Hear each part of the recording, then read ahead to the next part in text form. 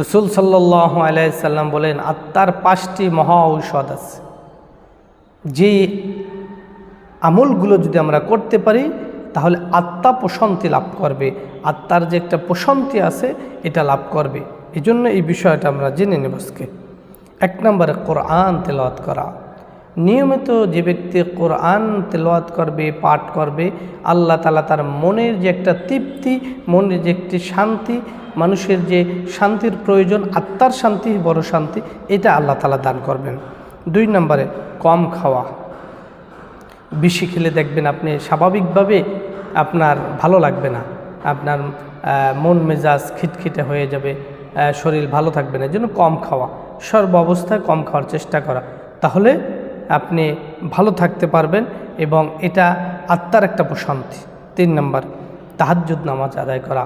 তাহাজ্জুদ শেষ রাতে যখন উঠব, কেউ থাকে না, সবাই ঘুম, কোনো আওয়াজ নাই, নিরিবিলি আল্লাহর কাছে হাত দুটি পেতে দিয়ে নিজের অশ্রু ঝরানো, চোখের পানি ঝরানো, যে আত্মার একটা শান্তি, এটা আসলে অন্য কোথাও খুঁজে পাওয়া যায় না। শেষ রাতে 4 নম্বরে শেষ রাতে বিনয়ী দোয়া করা, বিনীত দোয়া করা, অর্থাৎ আল্লাহর কাছে ফুফে আল্লাহর কাছে দোয়া চা, আল্লাহ আমি তো এই অন্যায় করে ফেলেছি, আমাকে মাফ করে দাও। এই যে একটা আত্মার শান্তি, এটা অন্য কোথাও পাবেন না। 5 নম্বরে নেককারদের সংস্পর্শে থাকা। নেককারদের সাথে আপনি থাকবেন, আপনার অন্তর প্রশান্তি লাভ করবে।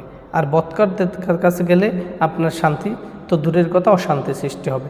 এই জন্য এই 5টি গুণ আমাদের মধ্যে যদি থাকে, তাহলে আমরা আত্মার প্রশান্তি লাভ করতে পারবো।